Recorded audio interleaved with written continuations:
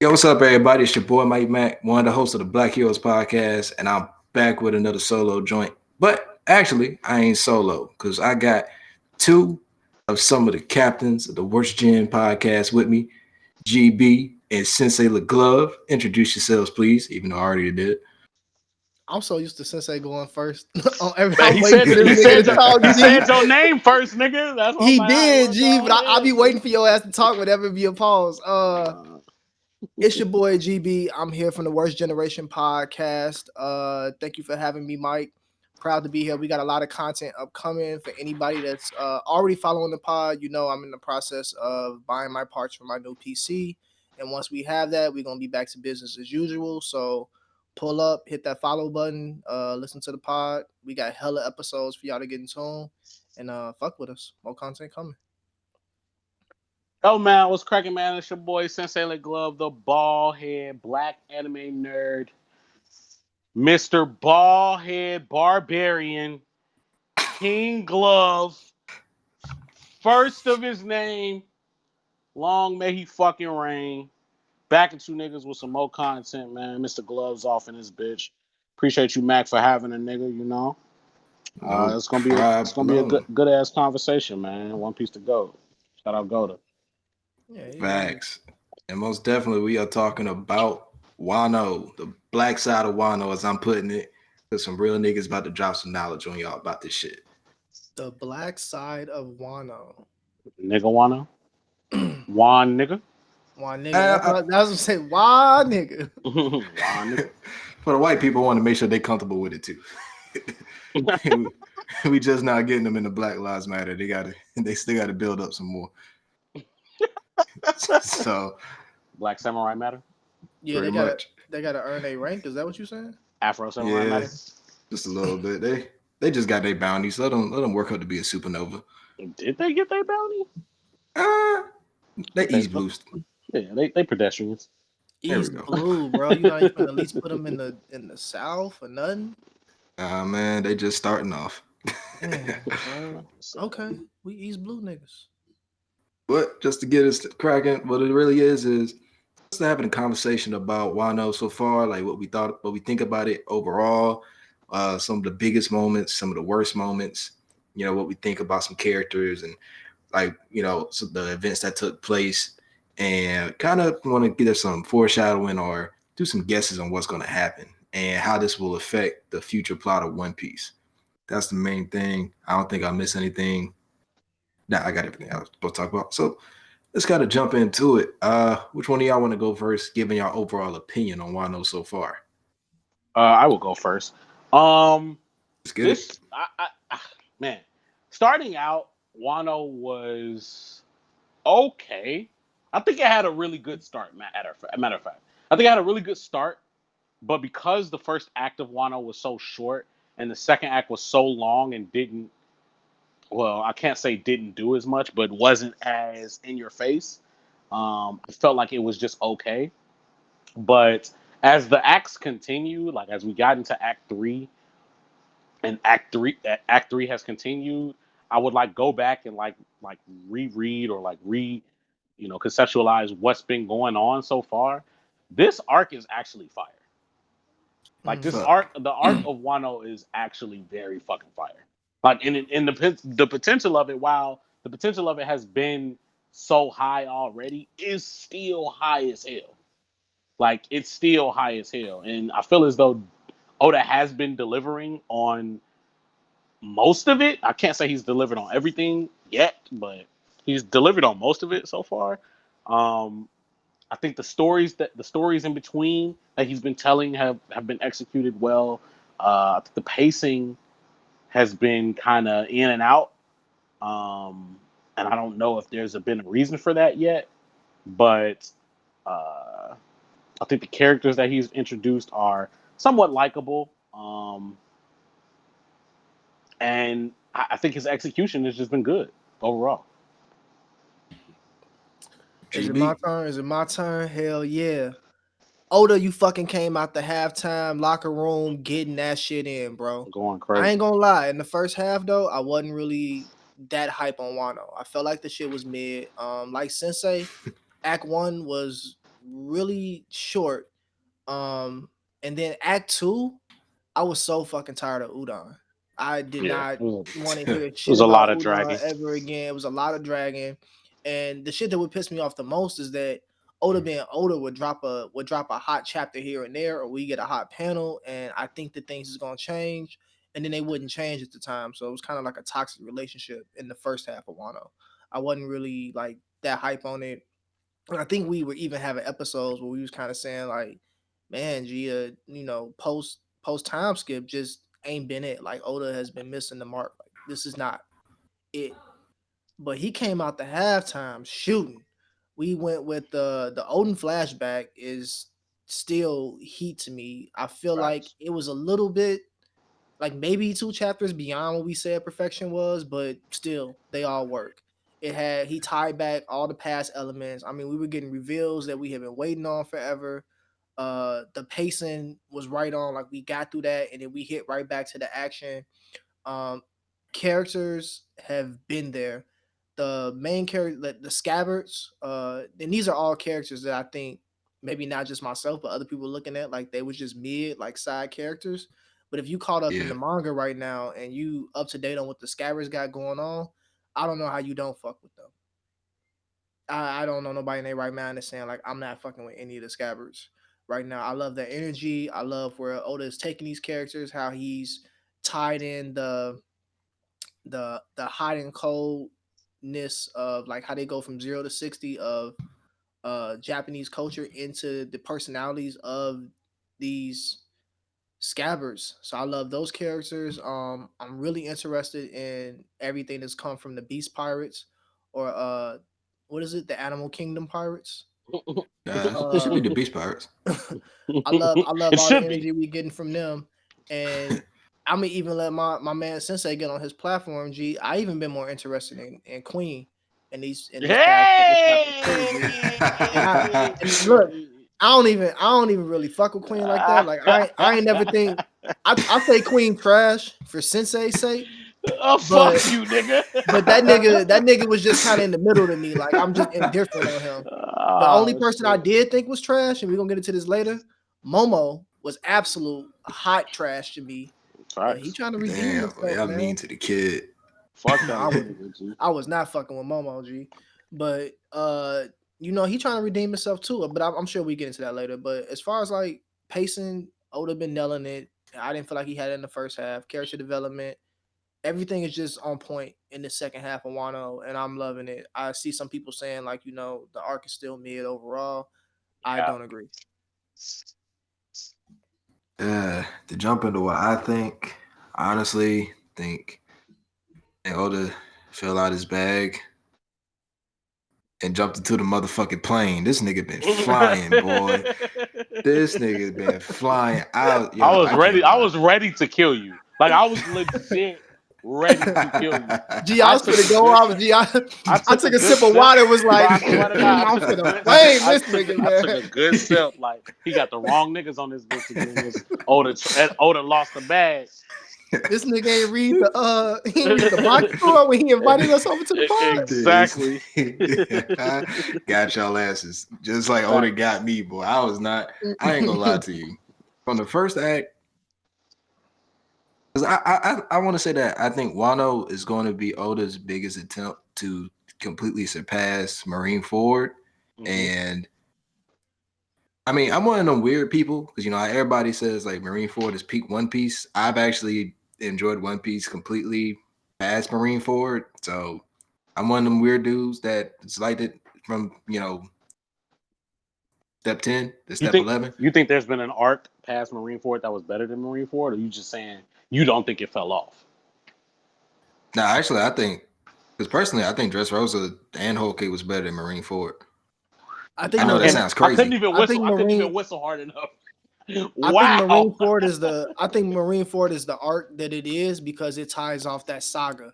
And I think that Wano is currently tying off the saga that we in the New World. So just like we had Alabasta that tied up the first saga, and then you get Marineford, I'm gonna say is the second tie up of a saga. And now I think Wano is filling in for that. So just like Marineford topped Alabasta, I have high hopes for Wano to top Marine Ford. That's what I want to see. Yeah, and it's not like I'm saying that like Marine Ford was like blasted away by any other arc, but at the same time, it's like when I look at the writing of like Dressrosa, what happened to the kingdom, what all Don Flamingo was. I mean, because Don Flamingo was some big shit. So you know what I'm saying? Like that, just the whole Dressrosa kingdom, the Riku family, Krios, the Tonta tribe, what happens to them, Fujitora, that nigga's hot. So I was like, yo, I just didn't really think that Marineford was the thing that was keeping One Piece up. Like, and I seen that as a take. So like, I get where you coming from. That take is bad. That is a bad take. I've seen a lot of people be like, One Piece hasn't been good since Marineford. I'm like, yeah, that's bugging. Absolutely cap. But you put I'm sorry, Sensei, you put Dressrosa over Marineford and Whole Cake? No, he thinks Dressrosa and Whole Cake are better than Marineford. Just off writing standpoint, like I get that Marineford is the hypest one, and I mean, to me, it feels like a lot of people have just been kind of hooked to Marineford because we've had substantial deaths in Marineford, and that's not a regular One Piece thing. Right. I think so. I think it's more in line with what GB said. Like, I think not only, yes, you're right. It was hype. It did have a lot of deaths, but on top of that, it was the culmination of a series of arcs that led to this moment. Like a culmination of a series of things. Like, we love when Oda does his, I'm finna hit you with some shit that I told you about 600 chapters ago. And it's gonna make sense right now, or it's gonna mean something right now. The entirety of Marineford was that. Like that for 40 chapters. You see what I mean? Yeah. So like it was one big war arc that felt like an in-between arc because it had nothing to do with the Straw Hats. And it technically is, and the way that Oda writes is that he has what I'm gonna dub like a localized events that happen in arcs, which are like Sensei said, they're gonna be like Straw Hats and kind of some small ripples that happen. And then when he ties off those sagas, you get a saga conclusion. That's a world event. That is something that's sending ripples and shatters throughout the entire One Piece world. That's meant to be a huge event, but at the same time, it's closing off what we had and it's opening up a new world to us, literally, for Marineford. So when we have the Marineford closure, it is a small arc, but it's not meant to be written and consumed in the same way that a Dressrosa or a Whole Cake would, because there are lead up arcs that are taking you to another saga closure, which is going to be Wano in this case. And it might even be whatever happens after Wano, if I'm being completely honest. Might be another like fake post reverie, some post reverie shit that happens after Kaido goes down, and then it's like niggas still need to know what happened to Sabo. Exactly. This is the shit. Wait. That's the part we gonna be to for Wano pushing. We just saying like it could either be Wano itself, like a whole bunch of people pull up before Kaido goes down, and this is just what it is, or it could be Kaido goes down, and then a whole bunch of shit happens right here, right now. You know what I mean? Like, like it could really be, or two Yonko go down, and then a whole bunch of shit happens right here, right now. That could make it that culmination of a series of things, and that's what, in my opinion, like pushes the writing to another point. Because yes, the writing is going to be good because Oda is the GOAT. Like the writing is going to be good no matter what because Oda is the GOAT. But this nigga when it's a different funny as hell. It's a different level. It's a different level when he is culminating like all of the writing hits that he has into one big series of just hit after hit after hit after hit after hit. You see what I mean? Yeah. So that's why I never get mad if people be like, Mike, you capping about that. I was like, all right, cool. Maybe I am. Oh, yeah, for sure. But niggas, for me, niggas it's just do be tweaking trying to say that it's carried by Marineford. That's actually because it's not. I'm about to say because I had somebody tell me that, and then I was like, all right, what all do you remember from Marineford? And like it literally felt like they could only bring up Ace and Whitebeard. I'm like, you're not gonna talk about how Blackbeard flexed the entire Warlord system. You're not gonna talk about like the warlords showing off their power. I mean, because like when Boa bitch Smoker, that was one of my favorite moments. Yeah, bro, I mean, it was a lot. It was a we lot. ain't gonna talk about the true introduction of like hockey as we're first seeing bro, like hockey really the fleshed reveals, bro. The reveals in that arc alone are top tier. Like, you know what I mean? Like top tier, bro. the finding out Ace's true history, Luffy's true history, like all I of mean, that one shit. we already knew. Well, Bro, yeah, even we knew his dad was Dragon, but we assumed that because his dad is Dragon, Ace's dad is Dragon. Oh, that's what you meant. You see what I'm saying? Yeah. And then not knowing whether or not Dragon was gonna pull up, like it was so much shit, bro. because we It was was definitely so banking much on fucking Dragon shit. pulling up to save his son, and then we find out that Dragon is not the father. And then not only that, the reveal itself had implications inside that arc because niggas on both sides didn't even fucking know. Just crazing out about it. Yeah, like hold on, we fighting for Ace. Hold on, G, this the son of who? I don't even that's what I'm saying. That. You know what I mean? It was a lot like for going me, on. it just feels like people will talk about Marine. Like I feel like with One Piece, the funniest things that happen is that when people will have things that they will have gripes about, but then it's like they forget the gripes. Like if somebody tell me like Punk Hazard is ass, I'll be like, all right, well, what didn't you like about Punk Hazard? They'll just be like, it was ass. It's like, all right, so you didn't like about how Caesar was like completely evil to these children. Or how Law flexed on Smoker. Damn, Smoker get flexed on a lot. How Law flexed on Smoker. The fight with Smoker and Law against Virgo. Zoro completely bitching out Monet. What's that? Monet. Like I have a list out things and they'd be like, yeah, I just didn't really like the art. I'm like, all right, fuck out of here. So it's like for me when I think about One Piece, a lot of it is just like for what I see, what's written in there, and how well does it fit in. And for me, like it continuously has done that. Like Fishman Island to me is still a great arc. Like a lot of people don't like it, and it hit different nowadays. It hit different, but like that Fish and Tiger flashback, I was like, nigga, damn.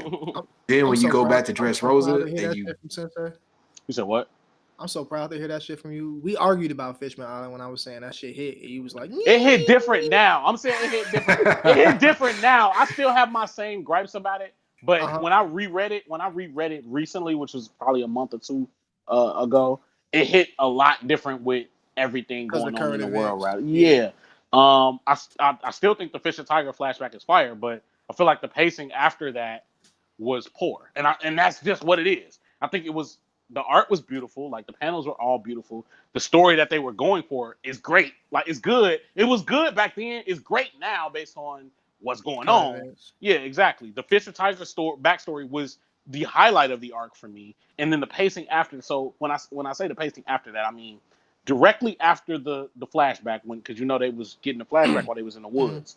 So from that point on to the fight, I guess when Luffy finally popped out to fight, what's her name? That was like 7 or that was like 10 chapters.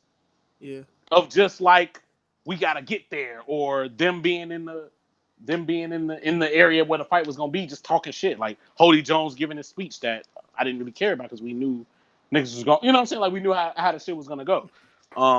That was paced poorly in my opinion. That's still my only gripe. And the see, you actually list things that happened though, so that's why I'm saying like I can be. Oh cool yeah, I mean I'm always. And even I got issues with it. You know what I'm saying? But it's like when you ask people normally, they'll just be like, this was ass, that was ass, that was ass. The wrong niggas, G. Them niggas suck. Yeah. So then like when it comes to something like, what you about to say, GB? No, I was gonna say if they can't tell you, then they ain't really like paying attention. Niggas just saying that shit because it's like it's good to say. It's like common to say. It's like the thing to say. Yeah, and so like when I looked at, because when I actually sat down and thought about it, I was like, damn, is Marineford the best thing for One Piece still? And I looked at Dressrosa and the writing for it and stuff like that. I mean, the anime's paced bad, whatever. So, I mean, I personally go off the manga because I still enjoy the anime, but even I can admit the anime pacing is bad and animation, blah, blah, blah, blah, blah. Shit is too long. But like when you actually go through the actual plot of it and just the way shit's been set up when Dressrosa, because I mean, when you find out Koala is that same girl that Fish and Tiger saved, and then Like you see her using Fishman karate, and you know she did that because she stood with Fish and Tiger's crew. I was like, shit. Yeah, that shit Spit them hit. facts, King. Spit them facts. That shit hit. That's fine. But see, that's some older shit though. Like outside of Dressrosa and Fishman Island, it's just cold. Like it gives me a better appreciation for One Piece as a whole when shit like that happens. Like when shit like we get to Reverie and the motherfucker who saved Shirahoshi is the same nigga who got Orihime shot. And the nigga is a Don Quixote.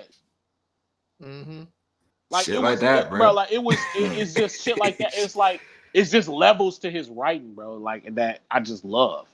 Yeah, and that's why I think Wano is going to be that culmination because I mean we had the idea that Roger was the one doing a lot like the writing on the Bell and Skypiea. We thought that was Roger, and it turns out it wasn't Roger. I was like, shit, that's crazy. When you find out about how they made it all the way there, and Odin had stuck through, and I ain't gonna lie, Odin did low key pull like a fuck nigga flip. What you mean with the heel? White beard to Roger? No, I joke about it, but I did find that was funny because Odin was just I feel like that shit was handled with class and with honor. It wasn't like I liked it, but I kind of laughed at it because I was like, yeah, it is cool, like it makes sense, but it was just a funny thing for me. How would you have wanted it to go? Oh no! I think it went perfectly. I just always joke about it because it was kind of like that thing of like, hey, Whitebeard, for what I need for my journey, I got to go with these niggas. I still fucks with you, but I feel like they just them type of niggas. Yeah, listen, this is my level up right here. and I felt like it laid exactly with what the theme of One Piece is, the freedom and just like living in my purpose and my dream. Like, don't tread on what the fuck I got going on. And when them real niggas come together, it's like Whitebeard is like, I got what I want right here. Like, I'm not looking for anything beyond this. You want to be the Pirate King. That's not really my goal. That's not my aspiration. And so Roger's like, this is what I'm aiming for. I'm finna shoot my shot at Odin as, I'm coming to you as a woman and letting you know that I'm finna shoot my shot. So like, we're good. And Whitebeard just like, do that shit, bro. Yeah, exactly. So it's like so much in Wano that's been building up. The reveals we got, the backstory with Garp, and how him and Roger was just complete savages. I mean, Wano was pretty good, bro. Like from the beginning, like I was saying, like it was short, but it started off very lit. Like I never would have thought that Luffy was gonna get one shot in the first 16 chapters of an arc, bro. Like I never would have thought. Like it's one thing because like it's common, legit one shot, bro. Legit one shot. I mean, I was gonna say it's common for him to like lose a fight or like get taken out of play early. You know what I mean? Like early, and then it's like in a weaker form too, bro. He got actually one shot, like unconscious, not knocked out of the room, not. Saying held down to where he couldn't do nothing. Actually, one shot, bro. That shit was still not 5 niggas out with the hockey. Strongest form, G. Bro, that was a feat. Like a feat. Niggas, no nigga in One Piece has done that to him except for Aokiji. And I don't even want to consider that a one shot. Yeah. I ain't gonna lie, that was pretty much one shot. It was a long stretch. It was, but it was like Aokiji just didn't want to fight. He was like, "Look, I just want her, bro. We ain't gotta do none of this." And then it was like, "Take her away," and then he like, "Nah, I'm gonna freeze your ass," and then I'm gonna freeze your ass, and then everybody left. Right, and then Luffy thought it was sweet, and then got frozen. So it was like, really that was that reality check. No type of defense against Logia at that time. So like, yeah, bro, that shit was doomed from the start. But Kaido was a true one shot. I'm just gonna hit you in your face. Form. And caught that shit, bro. And that nigga was out like a light. And then the act ended. I'm like, oh, this shit is finna be cold. I'm like, right. I'm like, this shit finna be cold. Yeah, and this is like it's so much Wano, and then like when you think about the fact that Wano was now paying homage to Sabaody, where it all broke down, and this is where it all comes back together. The Sabaody, where it broke down, it was law, Kid, Luffy, fucking shit up. And then it went sideways. Now it's Law, Kid, Luffy, and they about to fuck some shit up and keep it moving. Yeah, man. With Act Two, it wasn't bad. It was badly paced. I will agree with that. It was just tough to get through week to week. So like it had some really good moments. The Zoro versus Kamazo moment. The introduction of Queen and Luffy's interaction with Queen. The death of Yasui. That shit still hit. That shit coming up in the anime too. I know. Yeah, that too. But I was gonna say the Law Hawkins interactions and all that shit. The Law Hawkins reveal of the sad smile. Hell yeah, like, bro! That shit hurt. The reveal the killer reveal, like the killer reveal. It had a lot of good moments, but it was just wrapped in a whole lot of shit that we didn't care about. Like I feel like a lot of the Udon shit, aside from the Queen shit, I feel like they could have condensed the Queen shit to 2 chapters. Like his interactions with Queen before Big Mom pulled up. Could have been condensed to 2 chapters. The Big Mom shit was 3 chapters. And then after that, it was like 4 or 5 more chapters of them being in Udon. So it was like a lot. Go ahead. Now, one thing I've always wondered about One Piece is I wonder if Oda is trying to keep like a real sense of time because like when I was thinking about it with Luffy versus Katakuri, because it felt super long, but when I was thinking about it, I was like, damn, but it's a lot of shit going on outside of here. Mm-hmm. And he doesn't, it's like he wants to properly do the stuff outside of what's big. Because with Udon, like during that point, you still had Zoro being out there with Hiyori. But he wasn't doing shit. That's my issue. Oda wasn't really touching on nobody else doing anything. But it was just like I just feel like sometimes Oda wants to keep it in a real time, but then it's like at that point though, there's nothing else spicing up. Like with Luffy versus Katakuri, and you still had Sanji trying to finish the cake. You still had the Straw Hats trying to get away from Big Mom. You had all this other exciting shit happening, but then when it was working here, it was like, okay, everything's kind of slowed down. Like you got Law and Shinobu, they have their argument. And Law then you don't see, and then we don't see Law until we see that he got captured by Hawkins. So it's like we don't see Zoro until we see Zoro and his 15 ninja dead in the snow. Dead. We don't know what happened. Like we don't know what happened, right? And so then it's just okay. Yeah, I'm gonna give you this sword, and it's like okay. Yeah, only breaks from Udon in these random moments that don't really have anything else around them, and then you're back in Udon, which literally, like, I guess if that was Oda's intent, it really felt like we was in prison with this nigga Luffy too. Yeah, so it's like he was trying to keep it real, but at the same time, it was like, yeah, but like my nigga, it's nothing really hot going on right now. Right. We wasn't really getting no reveals and stuff, but I'd say that's probably one of my worst parts into it. I really did like the beginning of Wano, and I really did like the meeting of Tama and how that played in with Ace. Mm-hmm. I like that connection. I like how she got attached to Luffy because of just how he acts and how he is resembling of Ace and stuff like that. And it's kind of like Luffy's coming into that type of shell. So I like that. Just I one of the things I always liked about One Piece is how the Straw Hats just act, even when they're separated. Like they're still them, they're still doing what they do, and they still move in a way that's good for the crew. So the whole thing with the Straw Hats, while they were still out and about, cool. When Kaido fucking like almost goddamn like I envisioned Kaido what he did to that mountain where everybody was at for the old castle. Mm-hmm. We thought, but I mean, I ain't gonna lie, I was completely tripped out. I was like, oh shit. Everybody was. Bro, that whole shit, that's what we was just saying, bro.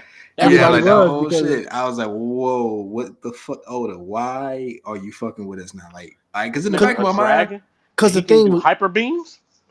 Yeah, and the thing hyper beams, right? Dragon. And the thing was this, G. If you saw, we have the chapter where like the castle gets blown up, right? And it's Oda and it's One Piece, so you just like, oh shit, gonna be okay.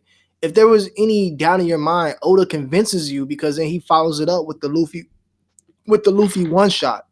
So then you sitting there like, oh shit, Oda on dirt, G, he taking out everybody.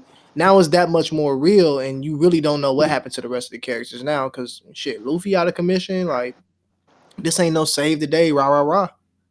Like, we don't know what the rest of the crew, what's up with the rest of the crew.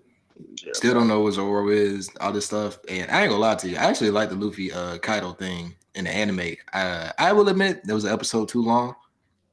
Fully admit that. But when that nigga Luffy went through his entire arsenal and all it did was sober Kaido up and he just went back to human form to knock him out, I was like, shit.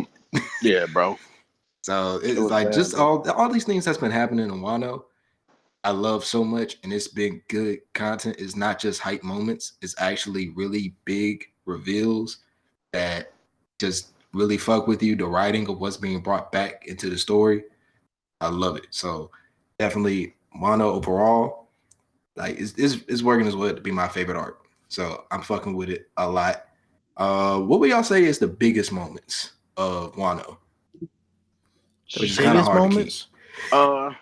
Yeah, I would say the go ahead. Definitely got to be the bounty reveals. Got to be up there. If you want to count that as Wano, I didn't know if we was counting that. Oh yeah. How we doing? I mean, yeah, it's still in the act, so kind of got to be. Well, that was after the act. It was like Act 2 in. Act 2 going into Act 3, right? Yeah. So but Act 3 hadn't started yet, so it was kind of like some in between shit. I don't know how you want to view it. Yeah, if you want to view it like it was part of Wano, then that's fine. I just was asked before I said something like that. Because I was definitely gonna say that. Shit, it's in the overview. I'm fucking with it. The bounty reveals. I'm gonna say the Odin flashback was a big moment. Even though Oda dampened that by bringing that fucking white board back to life, that shit blew me. A big moment for me. We already talked about the one shot, but a big moment in Udon for me is fucking Queen, bro. It's Queen. Is Queen flexing on this nigga Luffy G? Is Queen flexing on this nigga Luffy G and showing me that not only that Kaido one shot this nigga Luffy, but I still was able to, or not able, but trying to make the case that Luffy would still fuck these commanders up, and even Queen was on some flexing shit. That was a big ass moment for me, and I feel like any nigga, I'm not a power scaling nigga, but any power scaling nigga that was out there probably had their heads broke for a long ass time trying to figure out how they was finna rewrite the whole One Piece universe and power scale who and where. Facts. For me, everything GB just said. The killer moment was big for me. The reveal or the Zoro fight? The reveal. The reveal? Yeah. The reveal. The what did they do to you, Afafa? That shit was like that shit was heavy too. I got choked up reading that. I felt kid pain. That shit was tough. I fuck with Killer too. Just to think, like, damn, this is one of the supernova that got fucked over by this shit. That obviously Odin's death, which is part of the Odin flashback, but the whole Odin flashback. Shit, motherfucking definitely the one shot. Let me see. Zoro cutting that motherfucking cliff. Yeah, that was hype as shit for me. Caught me off guard. That was hype as shit for me. And can I speak about recent shit like as of yesterday? Yeah. I mean, well, yeah. My nigga Momo throwing a fucking pair, bro. The Momo moment. Yeah, I'm calling him my nigga now. The Momo moment. Bro. Yeah, the Scabbards is my niggas, G, for sure. Momo dope. Momo dope. A moment. Yeah, bro. That's a huge moment because I think I mean if you listen to the pod, I was talking hella shit about Momo. I did not fuck with him as a character. Yeah, I didn't like him being a representation of Odin. I didn't like how he was handling himself in situations. I didn't like how all the keys was there for him to at least stand up and do a little. And even when he did a little, it was in Luffy's shadow. And then it felt like he called plot armor with his speech in Udon. I just was not fucking with Momo. But this shit in this last chapter where he, you know what, fuck it, I'm saying it with my chest. Fuck you, Kaido. The only way you could have made that better is if he had looked at Kaido and spit that blood in his face. If he would have not cried, it would have been lit. But the fact that he mentioned, "Fuck, I'm crying. I can't be crying. This shit is embarrassing." Was lit to me. I'm like, I'm like, look at you, bro. Like this shit weak as hell. It's those small moments, man. This shit weak, but fuck it, bro. I'm finna come to my mom with the sniffles and shit. Like, if you gonna shame me, nigga, I'll fuck you up. He was big crying, G. That nigga. Oh, no, he is still only what 8? What is he? 8? Yeah, 10. Boy, that nigga been out here for the years, bro. He 20 something. Talking about 20 something. Yeah, that shit was lit, bro. This nigga, his backstory crazy, G. I mean, like, we think about Oda's backstory as a kid, but like, his shit really turning out crazy. Like, when let's say he does live for 20 more years, like, you know what I'm saying? Like, let's say they do a One Piece like after it ends, they do like a time skip, and you know what I'm saying? Momonosuke is like the shogun and shit, however many years in the future. Thinking about his backstory, like he was captured by, you know what I'm saying, two Yonko, like, you know how One Piece is spinning the story. Like, he was captured by two Yonko as kids and survived. One Piece is the story. For real, G, bro, more big news Morgan to spin that shit real Morgan quick, bro. spin that bitch finna have my hair like. He was captured by the Yonko alliance of Big Mom and Kaido, lived to tell the tale, like, you know what I'm saying? Like, just all type of shit. Became a shogun at 8 years, a shogun at 8 years old. You know what I mean? Like, are you playing? Morgan might write in that he did spit on that nigga Kaido. A piece from we talked before we hopped on this podcast about, like, I talked about My Hero and like the origins, like nature versus nurture. One thing that I hope to see from Momo, now I didn't think I was gonna get this, but to see him come from a totally different origin point, but end up on the same path as Odin. Not in the same sense that like Odin, you know, wants to travel the world or shit, but end up with that same kind of like, I'm that nigga and I'm running Wano. Like, had that same energy that Odin had. I would love to see like Momo transition into more of that. And now I feel like, you know, Oda might actually get that shit to me because he's already done it. That shit would be dope as hell. Like, cause he, you know, Momo kind of like classic spoiled story. You know, Odin came up on the south side of Wano from the streets, doing his thing his whole life, and then, you know, he moved out to the suburbs and shit, raised his son on a cushy life, and then shit goes south, and his son wasn't ready for it. But now he like, I'm ready for this shit. This shit in my blood. I love that. I'm enjoying that story now. And I know it's only been one day since this has happened, but I'm enjoying that story now. That's all it took, Momo. Turn this shit around for me. Facts. For my biggest moments, I gotta say, like, the smile reveal, that really fucked me up. Yes, sir. That really fucked, because like I was with Zoro at first, bro. I was mad as shit these people were, because it was so confusing. It's like all these people are like, damn, Yasue, don't die, da da da da da. Like, we respect you. Then but he they dies. Laughing.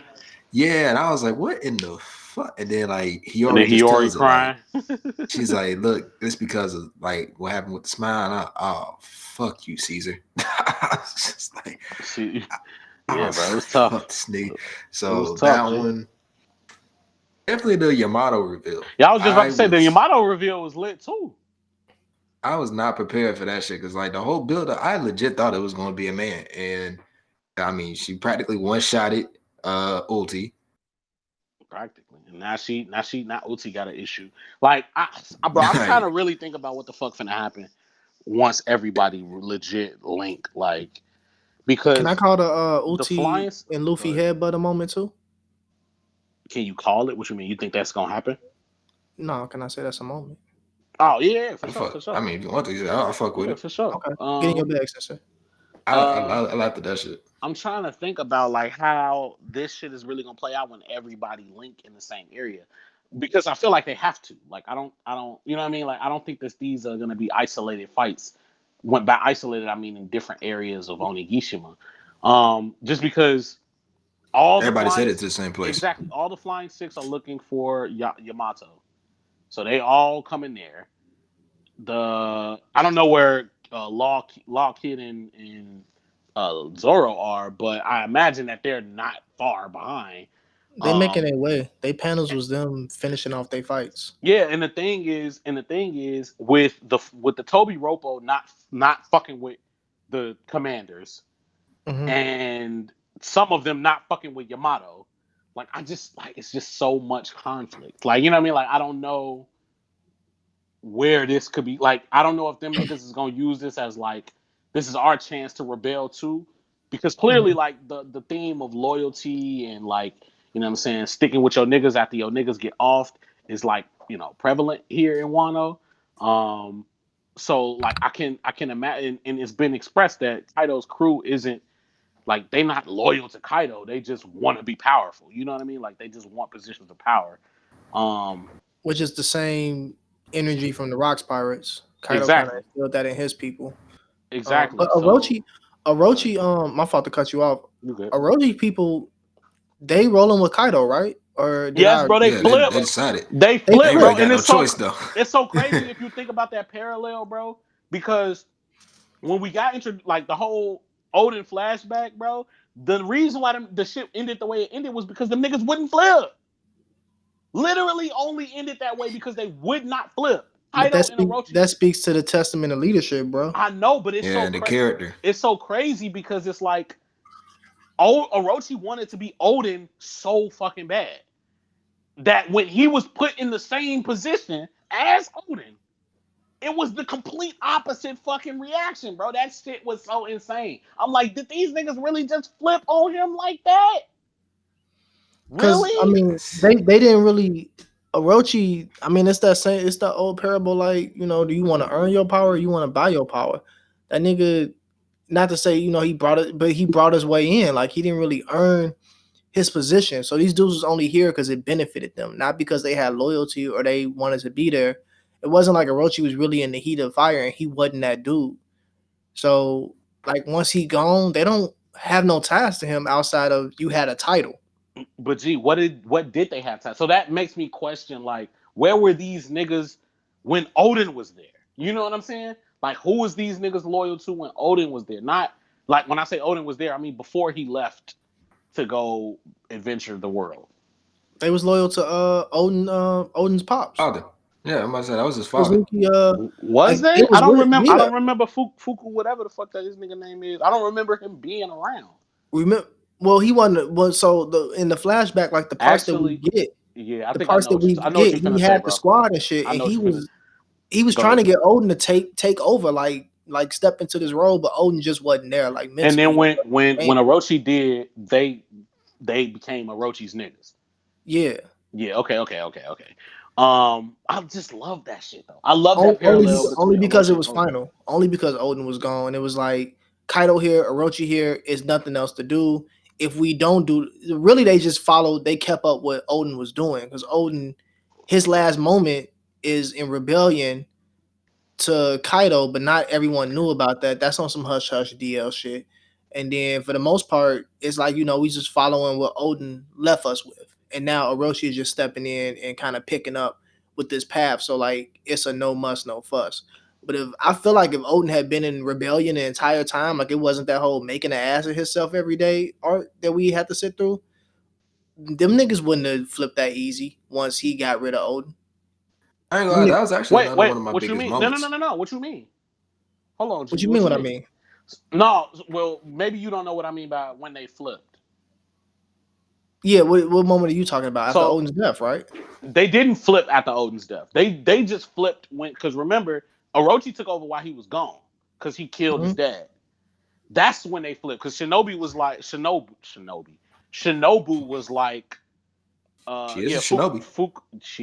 Fuku whatever the fuck his name is. As soon as Orochi became in power, Fuku whatever wrote like ran up behind him like he just got behind him because he didn't have nowhere else to go. So he was already on Orochi's side. So when Odin came back, it was I'm loyal to Orochi because he's the shogun now. Exactly, because when the Shogun died, they had the Bon Clay. They had the Bon Clay fruit before that, so they Exactly. pulled the whole switcheroo on them and convinced them that these are the Shogun's words. So it wasn't like a flip or anything. It's I'm telling you to be with Orochi, and Right. so then So that wasn't the Odin flip that comes I was back. that wasn't the flip I was referring to. I was referring to You was this. talking about at the This boiling pot, right? Yeah, so like at the boiling pot, when I say flip, I mean the scabbards did not flip. So when I say Odin's niggas didn't flip, the niggas that are under him, meaning the scabbards, didn't flip, which is why they was at the boiling pot.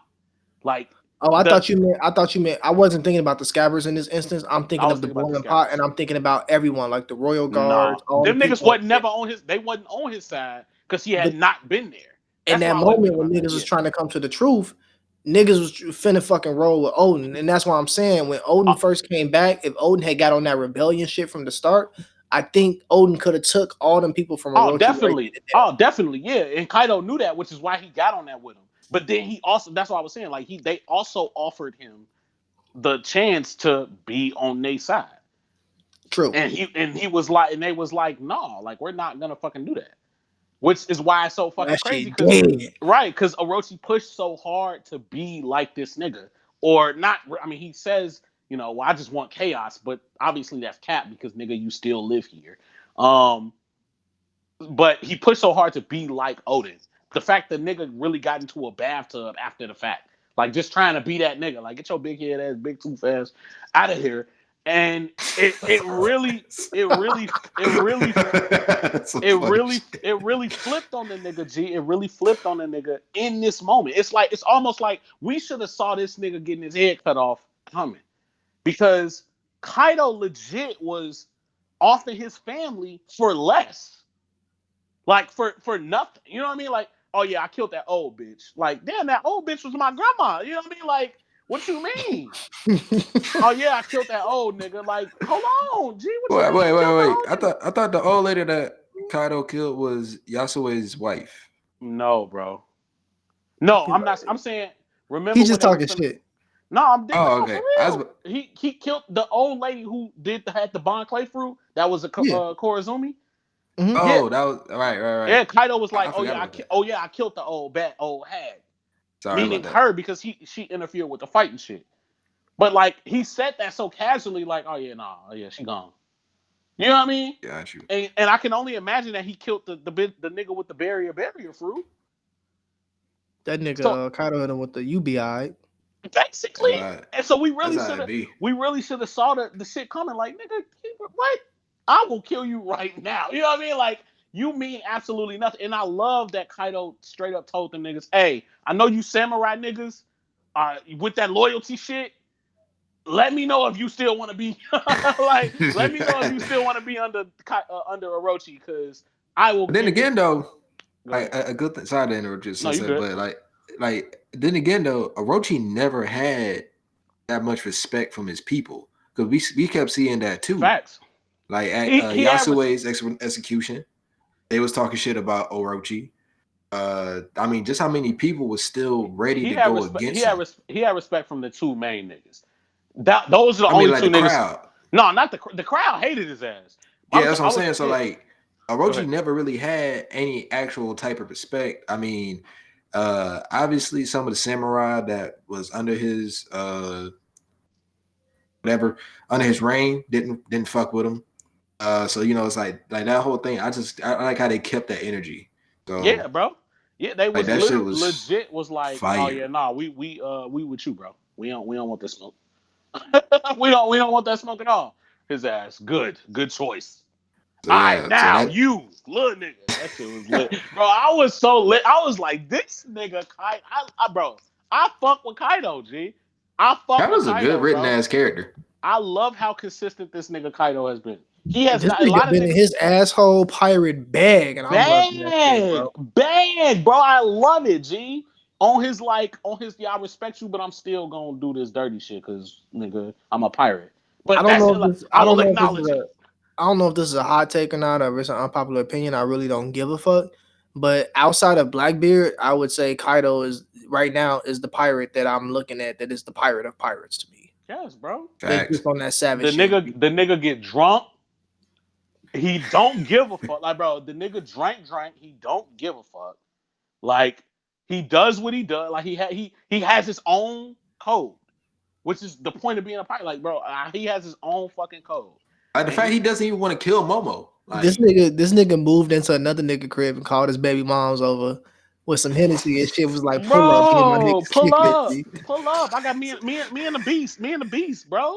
Me and the beast. We over here. Hey, bring some friends too. I got guys, bro. Bring some hoes. Bring the hoes. And it's the like Kaido's so interesting because of the fact that, like, Like the fact that he actually tried to give Momo this out. The fact that he Literally tried to get a nigga out.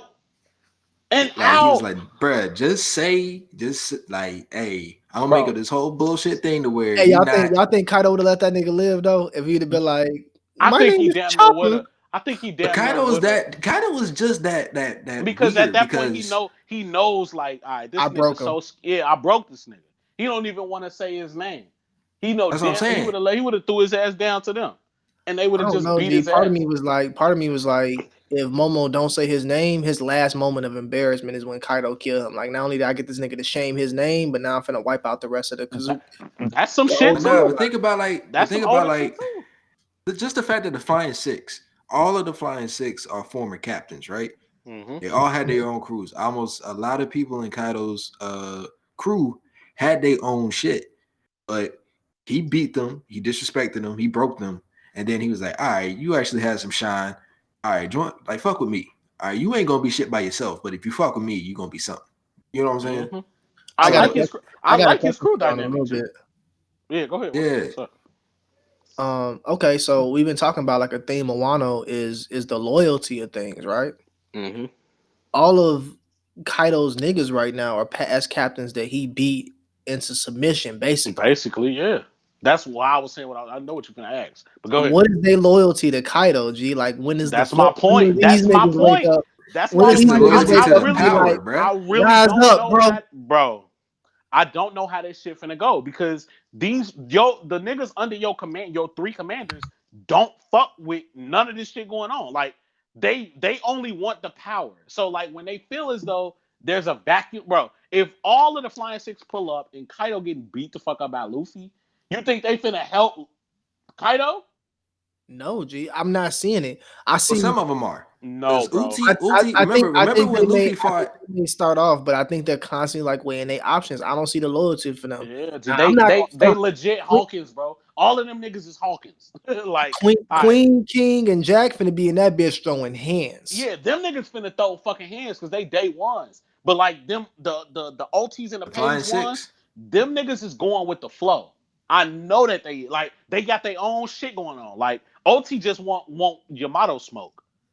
You know what I'm saying? Page 1 damn near just went OT on. All right, I'm gonna fuck with you if I fuck with you. And I can see Sanji pulling up and getting a rematch. Which shit gonna be fire too. Sanji getting a rematch, boy. Yeah, I can see that. That's my point though. I want that love. Who's who and Sasuke don't fuck with the commanders. So let's say the commanders do. Let's say that this fight against the scabbards ends up being the scabbards taking all L's, and then as that happens, I don't want to see that, but yes, yeah. But let's say as that happens, so after they take the L's, Flying Six pull up, it's Sasuke and who's who, looking at some worn, torn ass, beat up ass king and queen. You think they finna often? Oh yeah, no, I'm beating your ass. But that's why I said some. That's why I said some, because some of them have been established that they just don't fuck with these guys at all. So they waiting for their moment. And Drake, oh, by the way, that's another one of my biggest moments. That reveal that Drake was working with Kobe. I had already knew that. So that wasn't that big to me because that was already on my list of things that's happening. But I will say, isn't that? I'm trying to remember back, but I can't, and I ain't got the manga in front of me to reference. Isn't that part of their code? Like at any given time, you can challenge a nigga for his seat, or like you can take a nigga spot away. So, Sensei, what you saying about like if they pull up and these niggas in here already beat the fuck up, huffing and puffing because they just got out of a crazy battle that they won. It's all right. Now you gotta fight me, nigga. I want this smoke. I've been wanting this smoke, and they like, what do you mean? It's a war going on. I don't give a fuck. Like, bro, they gonna pull up, G. Like, I can't. I don't even know how this shit gonna go, G. I got time today, cuz. Exactly. Yeah. And it's gonna end up just being just being Kaido and Big Mom against the Alliance. Because I can see the Flying Six just flipping sides if they not already knocked out. Like I can see OT and Page 1 being knocked out because they won't smoke with Yamato. And then the rest get handled. Right. And then the rest of them minus Drake and probably Black Maria just fighting the fucking commanders. Something I will say is if that storyline does happen and it drives us to see 2 Yonkos go all out, I'm here for that because I want to know. I want to know what Same the here. Yonkos can really do. I'm tired of having to guess at it and be like, well, he one shot at Luffy here, and then she tanked this shit and she ate that, and when she shed them 500 pounds on the way over this bitch, like she was unstoppable. I want to see these niggas go all out and see what they can really do and have like an idea of what a Yonko truly is, and not just my head canon of saying like, well, Yonko got to be able to be the admiral, or an admiral can be the like. I don't want to do that shit no more. I'm ready to know what these Yonkos are. Facts. And that's why I'm kind of interested in what's going on, but I kind of want to move in to like what's some of y'all worst moments for Wano? Like Sensei, you already said that you didn't really like the pacing of Udon at all, bro. Udon is the worst moment for me. Udon is the worst moment of all. Oh, I forgot a best moment, G. What? It's me. I'm niggas. The Kanjuro reveal. The Kanjuro It's me.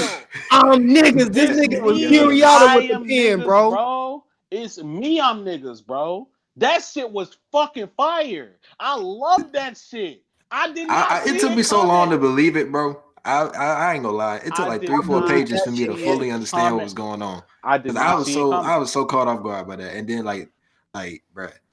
And when you go back and reread the little things, like the way he's standing, he's not interacting with them, how the paintbrushes in the different. This nigga been painting with his non-dominant hand this whole time, bro. Where he was, doodles. I'm watching like we, obviously the anime going on. Watching the anime and knowing that he was in all of the places where niggas got like he was, bro. Oh my god, I was like, how could I miss it? How the fuck could I miss it? G. How could I miss it? G, he was with Shinobu when they said they was going to the hot springs. He sends the niggas to the hot springs. He was with Shinobu and Law when they got into that fight, and Yasui pulled up and was like, "Hey, yeah, I know about all of this because I'm Yasui." And then next thing you know, Yasui gets captured. Come on! How did the thing is, Oda did such a good job of making him so obvious but so irrelevant at the same time, G. Bro, that like you didn't want to. Like when you would go through the list of it, because we know a trader's coming. We know the trader's here. It has to be the trader arc. When you go through the list of the scabbards, you get to Kanjuro, and like every point that you consider at the time before the reveal happens, you just like, but this nigga like it's Kanjuro. He's the one that was dragging down the scabbards. Like he was the one that was making the scabbards big. Because like I can't lie, that was low key slow one. Like I'm like, bro, he on the spectrum. Like he and no offense to anybody that's on the spectrum, not in that way. But like I'm like, this nigga ain't got it all together. Like I'm about to say my ass definitely on that spectrum. That shit kind of hit. I'm on the spectrum too, so like I thought about that. I thought like not even like that. But he low key like he behind the rest of these niggas, and you not looking at Kanjuro like he's capable of that type of stuff. And then you looking at all because Oda stretched out the reveals and the comebacks of the scabbards. We even at the time of the trade, like right up until the traders revealed, we sitting when they in the boat. We still are meeting the scabbards. We still are meeting the scabbards until like 2 chapters before that, or a chapter before that. We're still getting to meet all the scabbards. So at the time, we still speculating because we don't have all the facts. We still sitting around like, oh well, like when Denjiro actually showed, like niggas is still walking around trying to say like you got theories out there. Denjiro was Zoro's teacher. He relocated. And then we got the village over here, and like we was so busy looking at types of shit, bro. The whole time Kanjuro was right here, just like it's me. I'm niggas. And I'm gonna fuck these niggas' heads up, bro. Because watch me draw a perfectly drawn copy of himself that disappears, and you like, when the fuck could bro draw like this, bro? What? That shit was insane. But my worst moment for sure is Udon, bro. That was like that was the worst. That and probably what's Hold'em, that Hold'em shit. Yeah, I didn't like the pacing of that one, but like I ain't gonna lie to you, I was legit bouncing around when Luffy punched the fuck out of that nigga. I was like, bro, you doing all this shit to a little girl, bro. And I can't lie. Tom was like one of my favorite, like this is gonna sound weird about how I say it, but one of my favorite like little girl characters. All time. Cool. She's just like, yeah, she's just like, how she was adorable. That was all she had. What she wants to do, you know what I'm saying? Like her energy. I just fuck with her energy. You know what I'm saying? Mm-hmm. So it's like when he was doing all that shit to her, and then Luffy came back up, and he was like, "Oh fuck, nah, you ain't, bro. I'm about to fuck you up," and he did. I was like, "All right, there we go. That's all I needed. Appreciate Act 1." Let's move on I to the really, rest I of it. really want to see. I really want to see Tama's Devil Fruit power have an effect on Beast Pirates and Zone Pirates. I think it's only if they're weak. It will still. I want to see like how that factors in, and then if we talking weak moments, the goofiness of the Big Mom Pirates and they interest in Wano. I didn't like. I'm constantly like, where the fuck they at? Like, how long is it taking them to get into Wano? And I know they're trying to speak to how difficult it is to enter Wano, but these are the Big Mom Pirates. Like, it shouldn't take y'all this long to get up into here. And then y'all make it to the top, and King just comes along and like bet y'all off like y'all joke. I wasn't really like fucking with that whole aspect of things. That was a. I did like how they introduced the discontention because Sparrow was like, yeah, I'm going to be if Mama dies, then I'm gonna take over. And then they was just like, nah, you a fuck boy. It's kind of Curry. And he's like, yo, y'all ain't gonna be fucking with me. I ain't sweet like that now. Y'all ain't fucking with me like that. Yeah. So I did like that part, but after that was a weak moment. I mean, I'm just glad that was quick. Like in out, get the fuck up out of here, literally. And then it happened twice. So I was cool with that. I wanted to say, I ain't gonna lie. A hidden moment for me that was actually really cool because it leads to so much more mystery. Was I still need to know who the fuck Law talked to? It was Drake, bro. It was Drake. You think it was Drake though? Yeah, it was Drake, bro. It was Drake. Drake a bit. I don't know. It just that just seems too cliche because we I already got the reveal. I think it's Drake, and I don't even think Oda's gonna go back and touch on it. Yeah. I kind of hope he do because if he does, it leaves an air of mystery. I feel like it's just gonna be confirmed when we see where Law is going. But what if it's not? Like, what if it's a mystery part that's in Wano right now? I mean, I wouldn't. It wouldn't hurt depending on what's going on, but it just makes so much sense that it's Drake. Like Drake had this tweaking, and he was tweaking the whole time when they first captured Law, and then Law gets into a fight with Hawkins and gets out, and the first person to meet him is probably the person who was tweaking when they first captured him. Not to mention, that's also why I felt with that moment because Law damn sure nobody Hawkins like a boss. I just wish I would have seen it. I wish they would have shown. I wanted to see that shit because Law is my nigga. Yeah. Like Law was complete. I ain't gonna lie. I was a bit surprised that Law was that hurt, but at the same time though, I was like, yeah, I'm fucking with it. I would have wanted to see the fight. Like I wasn't surprised that he was hurt. I wasn't surprised that he won. I just wanted to see it. Like I would have wanted to see the blows be exchanged, even if Law got the W at the end. Law has only one L. If we think about it. Domingo. See that nigga. Yeah, dude. If we talking hidden moments, a hidden moment for me that meant a lot to me was and it happened in Udon, was the delivery and the reveal of Kaido's information network. And I think outside of Crocodile, in my opinion, he's had the most in-depth information system that we've had, that's kind of been a focus to the point where like we're trying to disrupt that shit and fuck it up. And I like the introduction of those covert kind of operations for characters like Sanji. I am a strong believer in Sanji not being like a power character like Zoro, and that Sanji is going to be kind of that covert ops behind the scenes, like handling things like that. And him and what's Mud Buddy? What's that name? Caribou. Yeah.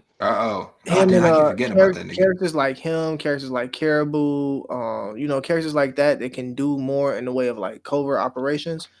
I think they're gonna be so important down the line when it comes to like dethroning these Yonkos. And I'm so glad they introduced that and chose to introduce it with Kaido. Like this man got information networks all around the world. You see how Dressrosa led into this. You see how it filters down through characters like Dofi and characters like Caesar and everybody else. And like we really getting a sense for what it takes to have an empire that's a Yonko. And even though Kaido really on a shaky empire, this nigga's a drunk. His boys ain't really loyal. Like he checked the check in this bitch. If we being real, he checked the check. He checked the check, but he that nigga. That's true. He right, bro. He one hitting niggas with a club, with a billy club, G. But he Niggas checked is the not check. trying to fuck with him. But That's a I'm fact. liking to see the whole build up, like his whole foundation of a kingdom and what it takes to be a Yonko. And I love they introduced that, and we got to see a good part of that in Udon. That's a Facts. good And moment. also, And I another honestly moment. think even if niggas is stronger than him, I feel like they don't fuck with him because he can't die. So like, That's true. it's like, well, if none of my shit gonna hurt him, it don't matter if, you know what I mean? Like, it Yeah. don't matter if I try to overthrow him or not. Like, I'm just gonna lose. I'm gonna run out of power eventually. Meanwhile, this nigga still standing. That's a good point. But and I also almost forgot one moment that like was huge for me. That came from y'all voice. Well, actually mine too. But that came from Udon was when Luffy was just completely bossed up and told all them prisoners, like, hey, y'all ain't got time to be bitches. Y'all got to step up. Like that moment where he was poisoned, he was practically about to die again. I was like, yo, that shit. I know it's not the biggest moment, not the flashiest, but no, when it happened, it was lit. But in hindsight, it was not that good. I mean, this is I won't say it's like one of the biggest moments, but like just for me, just like because that's one of the things I like about Luffy's character the most. Kind of like when he told Momo and Zoe, like, "Hey, yo, I'm not gonna help you if your people ask me for help unless you say you need help as their leader. I ain't fucking with you." Right. It's like moments like those is what solidifies Luffy as my favorite because that nigga's just on some other shit. Yeah, G, I'm rolling, but the only reason why I have an issue with no, but I'm saying like no, I agree, but I fucked with that moment because I really fucked with the him closing the bomb on the elephant's mouth shit because he used future sight shit more than I fucked with the moment. But the only reason why I didn't was because literally the next chapter, like they still wasn't fucking with him, and Momo had to get them niggas together. It was kind of like we kind of wasted. It was like a wasted moment.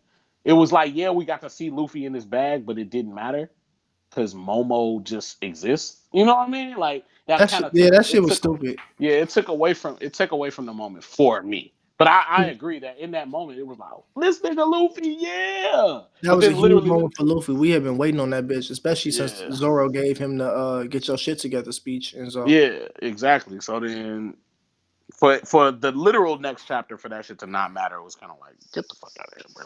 But yeah, you know. I need to go back to that pod because I think we was talking mad shit about, man, this shit just blew me, bro. I was mad as hell. I was mad as hell.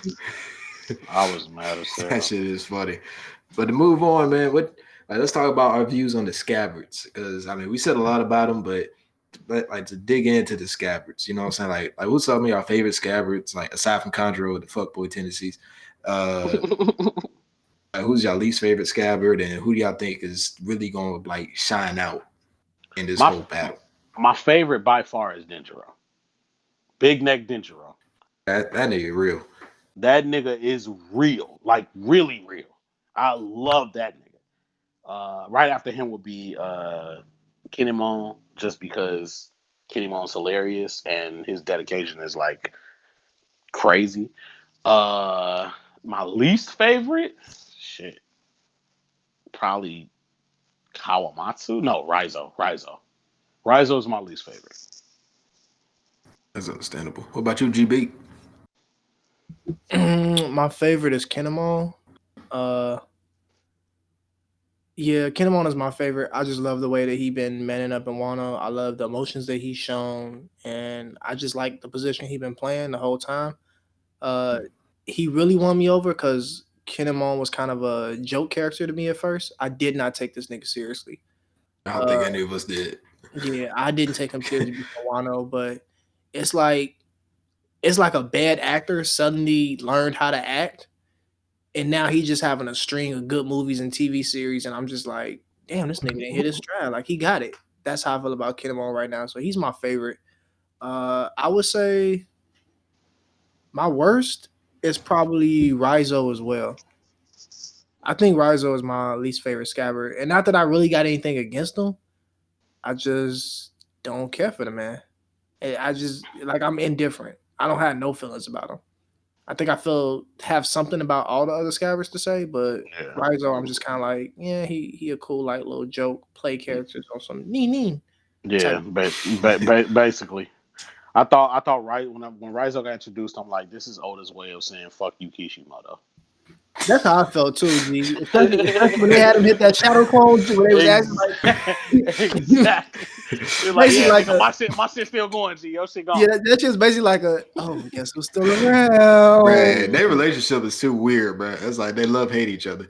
Bro, and he the goofiest looking scabbard, G. Yeah. And then I thought it was a point in time when I thought Shinobu and him, like it was just all I'm not with Raizo, bro. I'm not even gonna even get into I'm just really indifferent. Like I don't hate him, but I don't like him. He's just my least favorite. Yeah. G.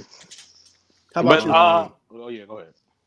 Yeah, I'm about to say Sensei is about to completely leave me out.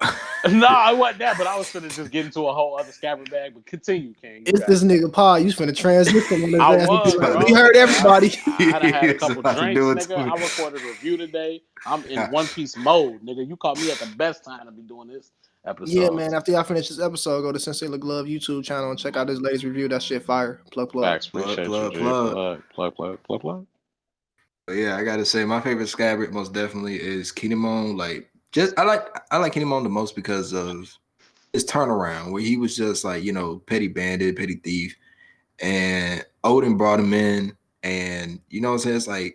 It's like literally you was for the streets. Somebody brought you into the light. You're going with it, and now you're taking that mantle and moving it forward, and you're being the most supportive. So I just like that whole stretch of what Kinemon has done, and not to mention he's still a funny ass character. So just from that and like all the stuff he's been through, I kind of just fuck with him a lot. That was also a little low key lit moment. Oh, so that's what it meant. That shit was so fucking hilarious. That was hilarious. That shit was hilarious, bro. Because that shit was completely, and he's riding that wave too. Yes, bro. Shout out to Kenny Mon, G. He's like, y'all ain't never gonna know I fucked up. His face was fucking priceless, bro. Fucking priceless. Yo, that's some nigga shit too. Because everybody else is like, bro, you need to tell him that you fucked up. And he's like, hell nah. Y'all ain't never know. So like Kinemon most definitely. I gotta say my least favorite might be Ashura Doji. Wow. Really? I just don't really care for him that much. That's cap. Really? I just don't care for him. I don't think he's a bad character. I like his writing and word out of everything. Sensei, but that's cap, bro. That's so much cap, G. Are you serious? Maybe I just got to go back and reread it, but Maybe you gotta go back and reread that shit, bro. Yeah, no, I just don't really. I just and like let me just say like y'all. I actually don't like dislike any of the scabbards. I fuck with all of them. Mm-hmm. But it's just like who do I fuck with the least? I mean, outside of like Isaac, like you know, still building up on Isaac, but it's just like with Doji. Like I respect what he did, how he kept moving. He had his people, he had his niggas with him, and you know he still had that fame and that recognition. It's just that like I haven't really been connected with Ashura because he kept coming in and out. Even after I feel like it hit Ashura Doji the most after the during the flashback. Yeah, bro. This nigga stayed independent through all that shit, bro. Yeah, Everybody bro. from around him. He stayed a soldier in the heat of the fire. Like the whole time, G. Like it's easier for you to make a case on why he your favorite scabbard than why he your least. I mean, but then there's also the thing of like when he was kind of refusing to come and like roll with everybody, I understood it. And not to mention Kinemon did some fuck shit when he burned a nigga mountain. Because even Inu was like, hey yo, you sure you wanna burn this nigga mountain? Like, hey, look, we gotta do what we gotta do. Right. We need this motherfucker. If he gonna tell me no, fuck it. We need him. Right. So I don't know, man. I probably just gotta go back and read it. But as far as like who I enjoyed the most, like he was just like the least one that I enjoyed. I enjoyed him the least, and it was like second favorite probably would have been like Denjiro, like because Kinemon, Denjiro, Kawamatsu, because I like the fact Kawamatsu tried his best for Hiyori and he worked really hard for her, and that boy, you know, yeah, that's a good point. But it reminded me of like Kyrios with Rebecca. Or even as a forgotten soldier, like he tried his best to protect his daughter and stuff like that. So that stuff like that just kind of has a soft spot for me, I guess. Kawamatsu the noob, so I'll fuck with him. Yeah. So is that. Yo to the news. Yo to the news. Hell no, man. He's a But Kappa. I was like, oh, is he? right. Plus, I nigga stayed down in the. I nigga stayed down in the in the cells. He did, and still was a boss. So He was. No, because you can't keep the Kappas down. You can't keep those down, see. facts. Game of Greek ass niggas. And I knew he was gonna be. I knew he's gonna be a fishman because they said he just been in there eating rotten fish. I'm like, bro, couldn't no human survive? This One Piece, but couldn't no human survive off of that? Yeah, I'm about to say. Yeah, I'm like, it's definitely a fishman. Yeah, so like just that backstory with Hiyori and just like what he endured, I really fucked with that. But what do y'all think? Like, who do y'all think? Which scabber outside of Kinemon? Because I think Kinemon's gonna have the biggest impact. Yet whether not surviving or just doing some raw shit, which scabber you think gonna have the most impact? The most impact? Yeah. At what point? Because Are we talking Wano or worldwide? Like Wano, because I personally I don't think any of the scabbers are gonna be moving past Wano. That's my point. So like, what type of impact you mean? Because we at a point now where, you know what I'm saying, whether they live or die, it is what it is. Like I don't think that none of them will be able to change Wano in any way. I feel like that's like in Momo's hands at this point. Momo and Yamato. Backups. That's why I don't think all the scabbards are going to get killed. Like, because if all of them survive, that'd be some bullshit. And at this point, I'm pretty sure Oda is perfectly comfortable with killing off some people. So if we want to, go ahead. If I had to do like top 3 for impact on Wano, assuming that there's some change that can be made outside of Momo, Kinemon's gonna be number 1, but we ruling him out, right? I'm ruling him out. You ain't got to. Well, no, he said outside of Kinemon, so we. Oh, okay, I mean, because Kinemon's like that nigga. So I got a hot take on all of this, so I'll let y'all get y'all shit off. I'm gonna say if we not putting Kinemon in that shit, I'm probably gonna say Denjiro is gonna be somewhere up there. Ashura Doji definitely, because like the underground cell, like he gonna be important to moving the people and getting everybody back on track. And I don't really know yay or nay, but I'm throwing this nigga out there because I got hope that he gonna get a redemption arc, and I want to see Kanjuro do some shit. Cap, that nigga need to die. I'm about to say, I like Kanjuro gonna come back on some savage shit. Facts. I want to see him get a redemption arc of some sort, and just see like it don't have to be a feel good redemption arc, just some arc to see his story post this shit. Because I don't think that he's dead. I'm not with that theory yet that he's like truly dead. I've seen some people saying, no, I don't think Kanjuro's dead at all. Unless you're talking about Orochi. I damn near think Orochi might be dead. Yeah. At first, I was like, I'm like, bro, he a Hydra like base dragon. He got all these other heads, so you can't just kill him with one. But then I start thinking like, man, he has the activator's devil fruit. Yeah, he locked his shit when he was in his human form. That nigga might be toast, bro. And I'm like, gee, they showed the nigga face and it was just over with. I'm like, yo. This nigga might be dead. I think I'm with y'all. Go ahead. I think he bit the bullet on that one. Yeah, he might be toast, bro. But I don't think Kanjuro dead. I would like to see Kanjuro. It doesn't have to be a feel-good redemption arc, but I do want to see what happens to his story, even if that shit is like he's in Udon fucking suffering, but still trying to like make the best of Udon, doing some type of gorilla shit at Udon for the rest of his life. Like, I don't really fucking know, but I want to see something from Kanjuro.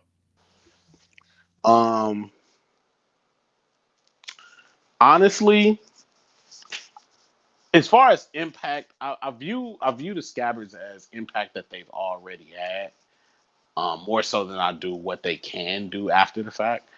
So obviously ruling out Kinemon, Denjiro has had a huge impact. I think he could die right now and still have the impact that he had. You know what I mean? Ashura Doji I view the same as far as impact, because that nigga was actually in the trenches for 20 years. The rest of them probably cook. Go ahead and say Like, Conjuro, bro, because the rest of them don't matter, bro. That's why I'm throwing Conjuro up there. but G Conjuro a op. G, I don't see. I get He a the fucking whole. op, G, but impact ain't positive or negative. You can't decide what That's impact a fact. is. G. Impact is impact. Conjuro had an impact.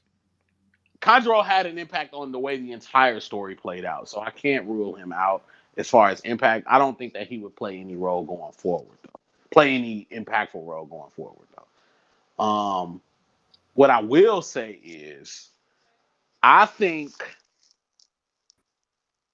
just about every scabbard could die except for Kawamatsu and maybe, just fucking maybe, Kiku. Kawamatsu, I That's get. Kiku, why? Because Izo is there. Okay. So I yeah. don't That's see what I'm saying. I think Izo gonna die at the hand of Conjuro. I don't see both of them dying. But Kawamatsu I see still playing a role in, or trying to play a role in Hiyori's life. And Kiku, I don't think they would kill both brothers. The rest of them, Denjiro and Kinemon, I can definitely see dying. Like 1,000% see dying. I can see them dying because that would be the most impact. Like, man, I can see them dying. I've really come to love them. But then it could also be a peaceful thing if they die. Like they beyond their time, you know, like they people out of time right Yeah, now. it ain't gotta be. Yeah, exactly. It ain't gotta be like you know what I'm saying, you died trying to fight and ain't do shit. It ain't gotta be one of it ain't gotta be one of them. It could be like a legit end of the battle. I'm mortally wounded and I got to see Momo be Shogun, but I'm dead now. And I can lay at peace because Yeah, technically kind of in a limbo type state right now. Like exactly. Because my thinking is Momo's the one nigga that has to live because he has to be the Shogun. You know what I mean? And the introduction of Yamato is what really pushes the agenda that the rest of them niggas can die. Because at first I was thinking, well, Momo needs scabbards, right? So the scabbards got to be alive, except for maybe the traitor, whoever the traitor is. But then Yamato got introduced as this super Odin loving person who wants to open the you know what I'm saying, the borders of Wano. So I'm like, damn, if Momo and Yamato connect on a more, you know what I'm saying, on a personal level, there go your bodyguard, right? There go your scabbard right there. You know what I'm saying? Like, this is a mini Yonko. Like, you got a mini Yonko. the son of my father's killer. Exactly. You know what I'm saying? Is now protecting. That's an interesting storyline. Exactly. Yeah, it really is. It's now protecting Wano with, you know what I'm saying, Momonosuke Kazuki. And then obviously the rest of whatever scabbards survive would just kind of be lingering. If Ashura Doji survives, I can see like him just ruling Onigashima as the new Kuni. I do agree with you. I do agree with you in the sense that he's gonna need a strong person around him, which is why, like, you're right. I hadn't thought about that. That now that Yamato is here, Kinemon could die. Up until right now, now that I'm thinking about it, Kinemon can't really go anywhere to me because without Kinemon, it ain't no real punching power in Wano. Exactly. Who finna fight and protect their borders. But with a Yamato, even though we don't know his full strength, he got to be strong as fuck because he and he was fucking going toe to toe with Luffy on some playful shit. Yeah, but then that's kind of what makes it weird though, because like, I'm sorry to cut you off, bro. Were them cuffs sea stone or they just regular cuffs? They was the explosion cuffs. Yeah, they was the net cuffs. I had an argument with some niggas in a One Piece chat about that. That shit was crazy. But they not sea stone too, right? I don't know. I don't. But then again, I don't think Yamato has a devil fruit. We don't know. We don't know that, but I don't think he does. I don't think she does. But so the only reason why I don't think that they were sea stone is because they weren't connected. Like they just had chains on them. Like they wasn't, you know, like when Luffy had his sea stone cuffs in the prison, they were connected by the chain. They were chain link connected. Do they just be connected for sea stone to work though? No, that's not what that's not, you know what I'm saying? It don't gotta be like that, but And thinking that, why is there a fucking shopping cart in my yard? I literally just looked out the window and saw that shit tweak me out. But what I was thinking was, if it was the same cuffs that they had in Udon, they would be connected by the chain. Is what I thought. You see what I'm saying? I'm with you. Because she would have no way to break it. You know what I mean? Because she wouldn't be strong enough to break it. I'm with you. But I don't think that they are. I think they just the celestial dragon thing. Basically. Like the same ones that Sanji had, just with chains. Which, if I take one quick back step, and I'm gonna let you go, Mike. I also like how Rayleigh, I said it earlier, but Rayleigh really tied into Wano for me. I have been theorizing about like different types of hockey and what the hockey power is gonna be like. And I was 100% right with the whole Rayleigh using hockey to remove them cuffs and what that actual power was. I like how they brought that full circle, and now Luffy is removing these cuffs with the same power. That shit was good to me too. Good moment. Facts. I gotta say, I think some of the scabbards will live. Mainly for the fact that I personally think that Yamato might actually get the chance to go with Luffy. Because like one thing Wano has done that I appreciated a lot was letting us understand that Luffy is not Emperor level.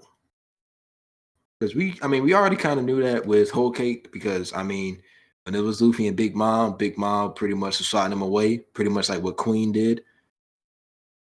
But now it's kind of like asserted. Like, yeah, Luffy, you're not Yonko level. And Yamato, we don't really know how much stronger he. Do y'all say he or she with Yamato? It's like that touchy thing. I say she. I say she. It's clearly a girl. Because they refer to him as Kaido's son, so I say he. Or I'm going with she.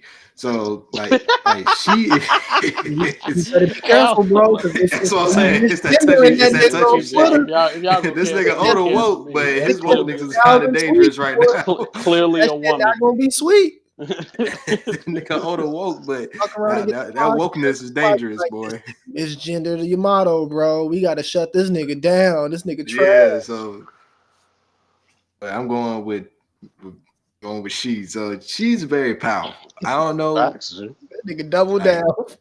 I'm not. Hey, I stand. I love it. You stand on your heel, bro. Yeah, I'm about to say, bro. You, Mike.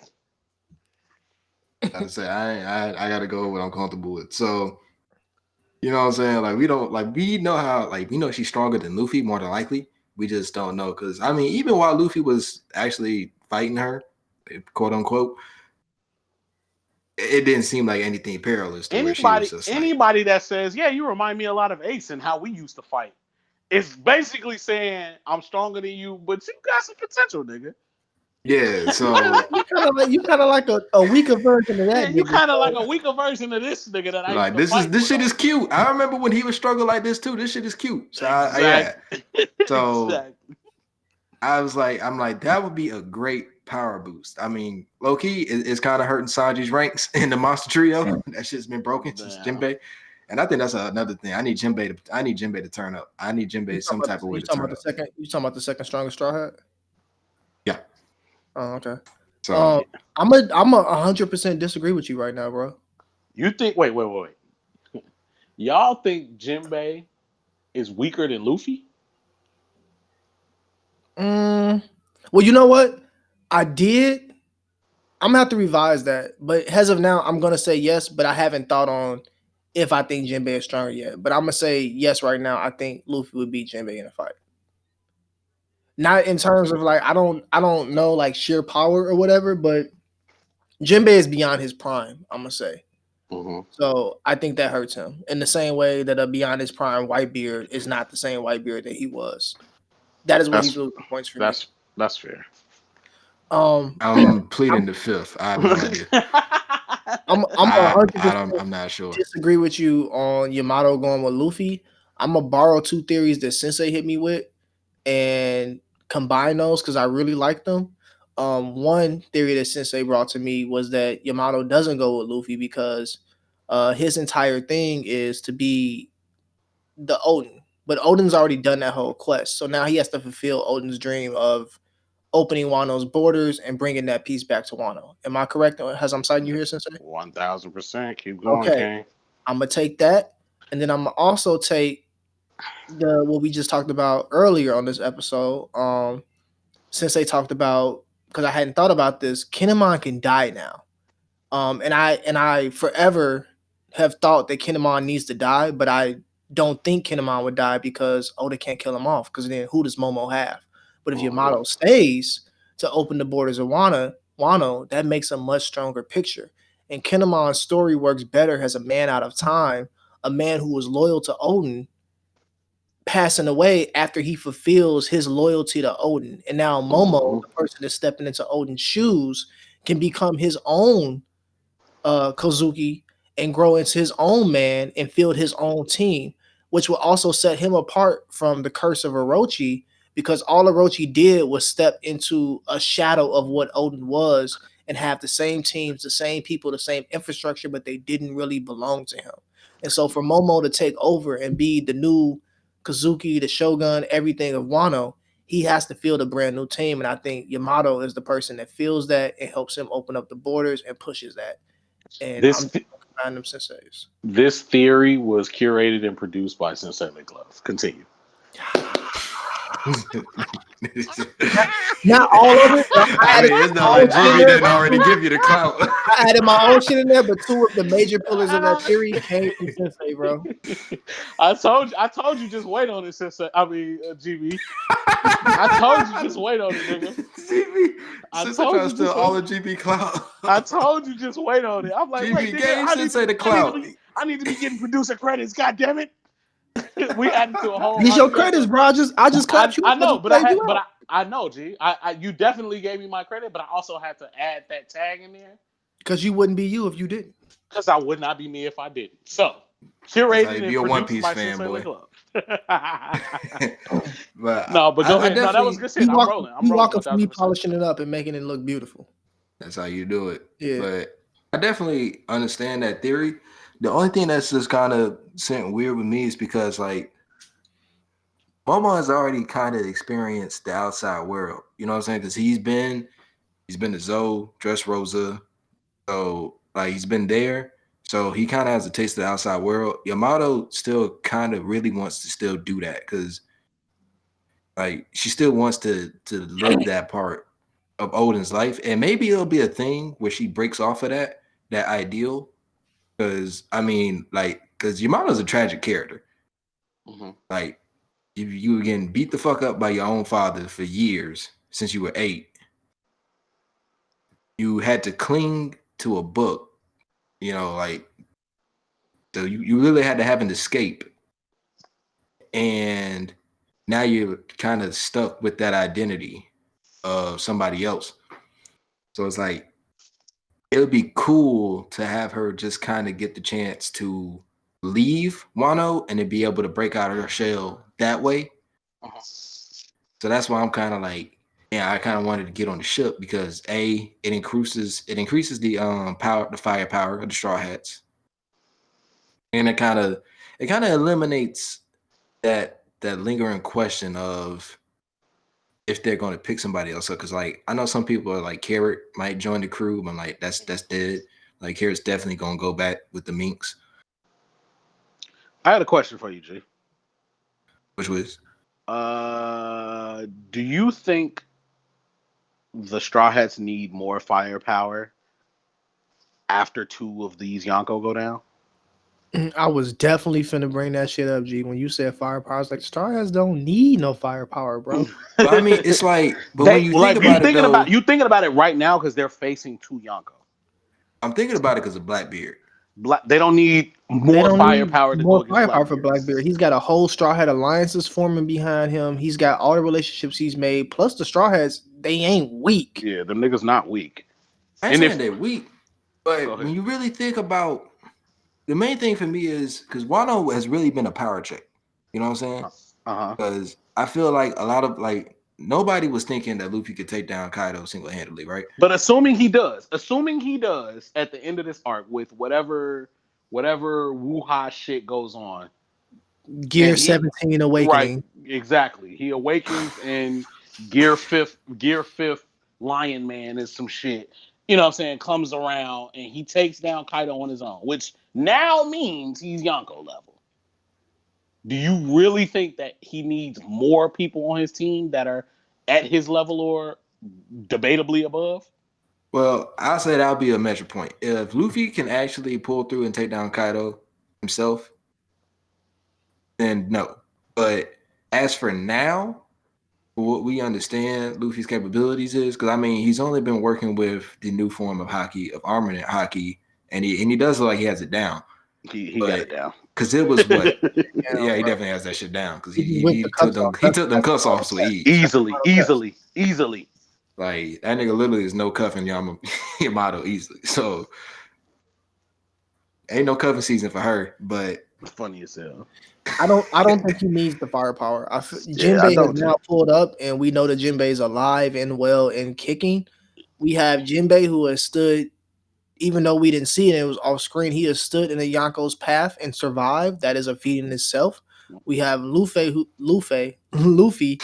was Luffy and Luffy. even though he got one shot by Kaido, the man took the one shot. He's still back up and ticking, and he's stronger than he was then, bro.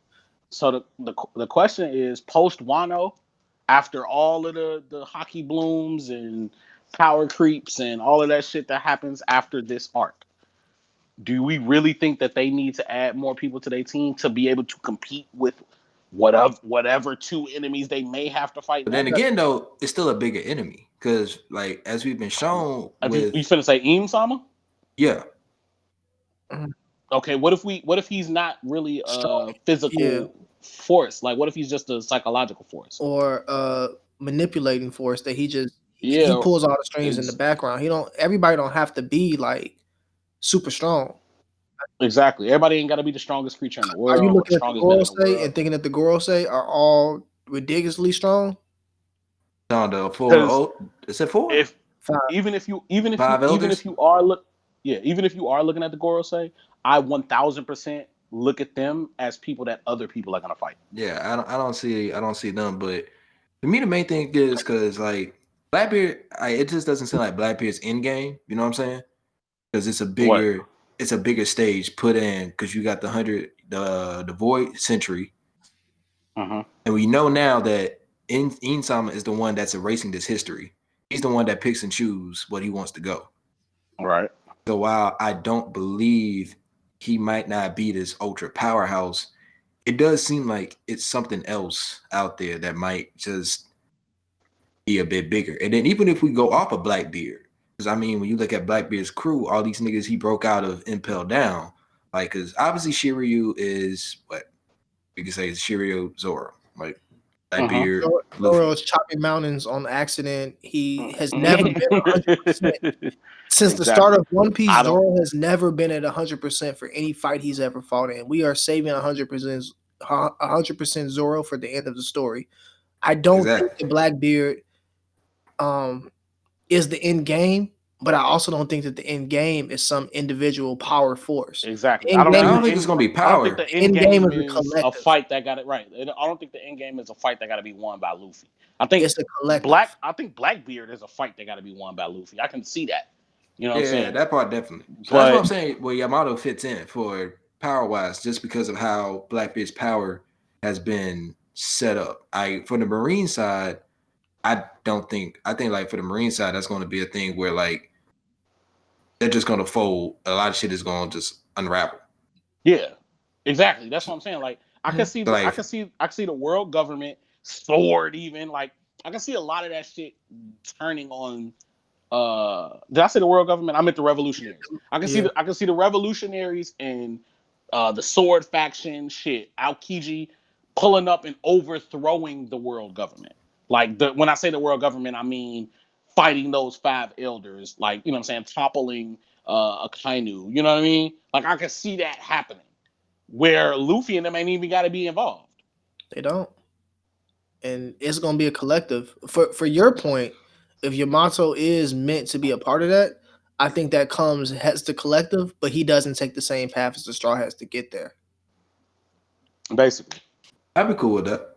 it's just like for me, I just want to see the character break out the shell, because it's that mindset of Odin. And it is true, she tried to hand that off to Luffy, but it's like I would just like to see her like break out that tragic backstory. And I'm not in a saying different way. I'm not saying I'm opposed to her leaving Wano at some point, but she just doesn't have to be a straw hat to do it. Is my point. Like, yeah. Plus, it's the fact that Luffy actually never like turned down the offer, the proposition where she was like, "Hey, can I join your crew?" And he didn't say like, "Fuck nah." So that's why to me that idea is in the back of my mind, just because of like how that interaction went. And kind of how she fits with Luffy. You know what I'm saying? Luffy also never asked him to join the crew. Yeah. That's a good point. And then again, though, when Luffy wants somebody, that nigga come out and say, "I like you." Yeah. Except for Brook. And he gonna ask how do they poop? Get the fuck out of here. He will. But except for Brook, because Brook was, he at the end of it, he asked, "Hey, can I join your crew?" No, but he asked him in the beginning. Yeah. So when they first met. Yeah, Luffy kicked it off with that immediately. Oh yeah, he did actually. Before he even hopped aboard did we have the Sunny at that point? We still on the Going Mary. No, we had the Sunny. We had the Sunny at that point. Before he was even on the Sunny, Luffy was already on that shit with him from a distance, from across the street. Bro, yeah. Then he got on his ship, and while he was playing that motherfucking piano, he was like, "Hey, join my crew." That's a good point, but it's something I think that would be cool. And they were spazzing on him. They were spazzing on him. What the fuck? You can't ask everybody you meet to join the crew. Like, they were spazzing. Hey, I ain't gonna lie to you though. When I first got back into One Piece and I saw a skeleton on the crew, I was like, "What the fuck is going on here?" Greatness. So yeah, that shit was cool with me. But for me, it's just something that I think would be kind of cool to see, because I see what y'all saying about how it would be nice to have her help heal the men from the father that killed the leader's father.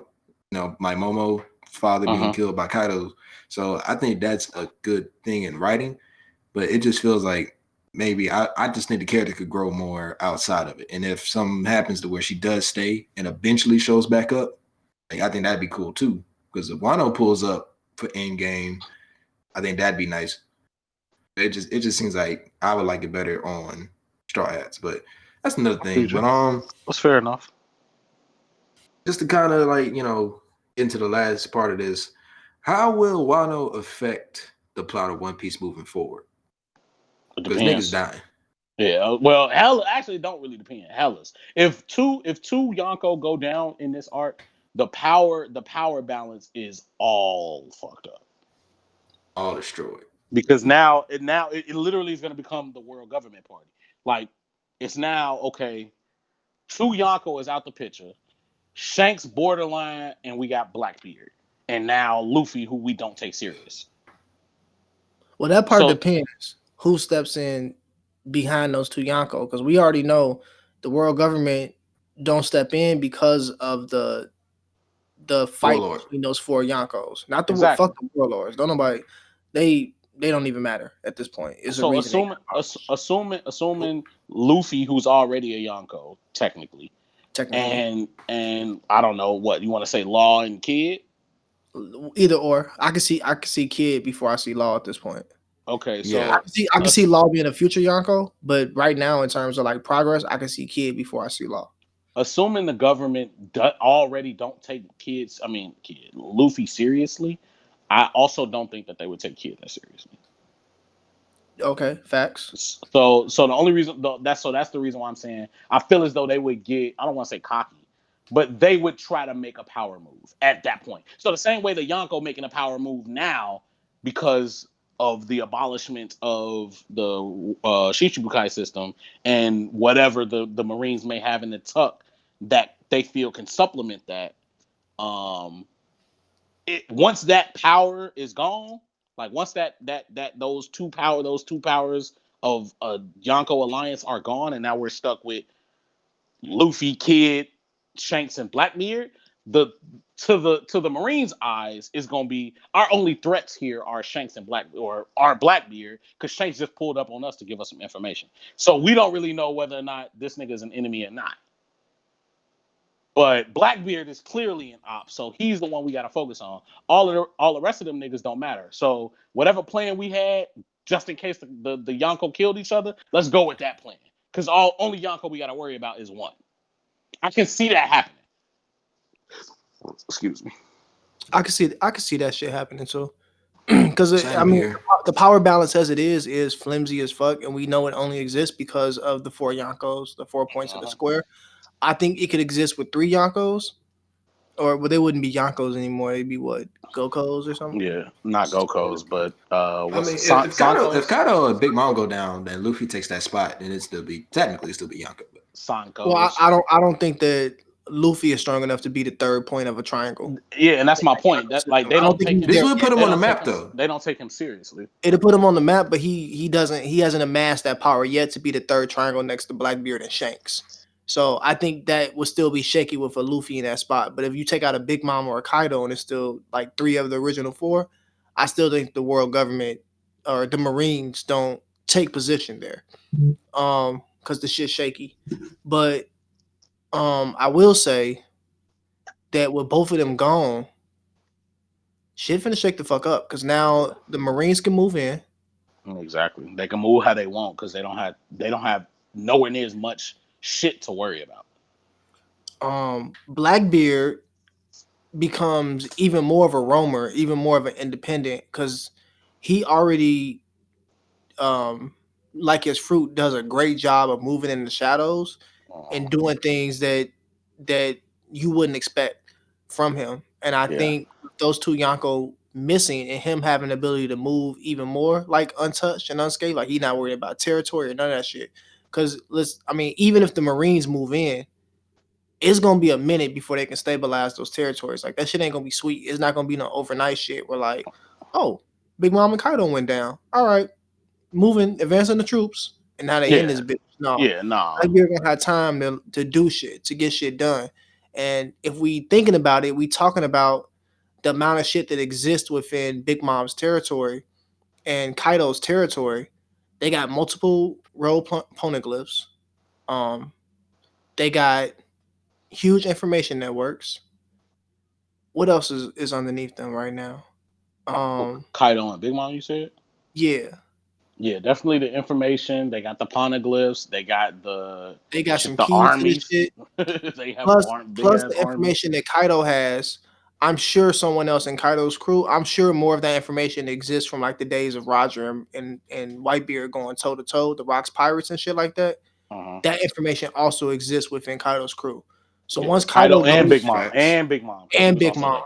So once Kaido and Big Mom go down, that information is finna spread because you know the loose lips is finna happen.